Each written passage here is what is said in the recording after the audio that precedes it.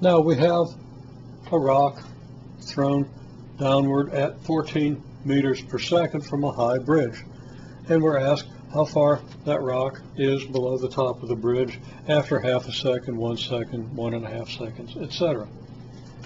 So I'm going to say delta t is various but given, so we'll be able to solve for delta t. And actually we'll first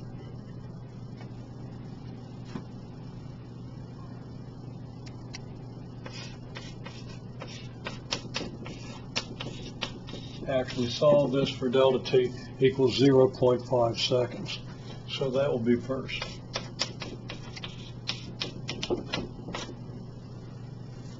Now, what other information do we have? We got delta t is 0.5 seconds. We have the initial velocity. What else do we need to know? Well, we need to know the acceleration. And this is going to be a 4.9 or 9.8 meter per second squared downward acceleration, which we're going to approximate as 10 meters per second squared just for the purpose of this demonstration. So we have this downward velocity, this downward acceleration. People decided wisely, I believe, to let downward be the positive direction. So V naught is 14 meters per second, A is 10 meters per second squared, and delta t is 5 seconds. What can we reason out from this?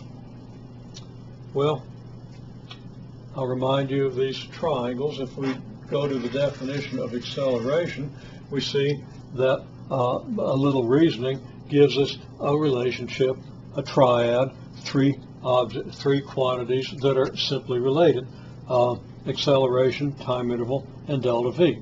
And of course, the relationship that comes out of the definition is that the acceleration is delta v divided by delta t. The point of this triangle is, though, that if you know any two of these, you can use that relationship to find the third. You just have to solve the equation for the right variable. So we could use this, and we in fact do. We use the fact that delta v is A times delta t, which is easily obtained again from a little bit of reasoning. Okay, so v is A delta t, and that's going to be approximately, well, delta t's 5 seconds, A's approximately 10 meters per second squared, and we get from that multiplication, we get 5 meters per second. Again, I haven't been emphasizing the units too much today, but I assume after what we did last time that everybody can do this. I haven't looked at the homework yet, so I don't know. But if we multiply seconds by meters over seconds squared, the arithmetic of the units gives us meters per second. So our delta v is 5 meters per second. What's that mean? It means our velocity changes by 5 meters per second. Now, what can we do with that now that we know delta v and delta t and v naught and A? Well, delta v is the change in velocity. We can add that to the initial velocity and get our final velocity.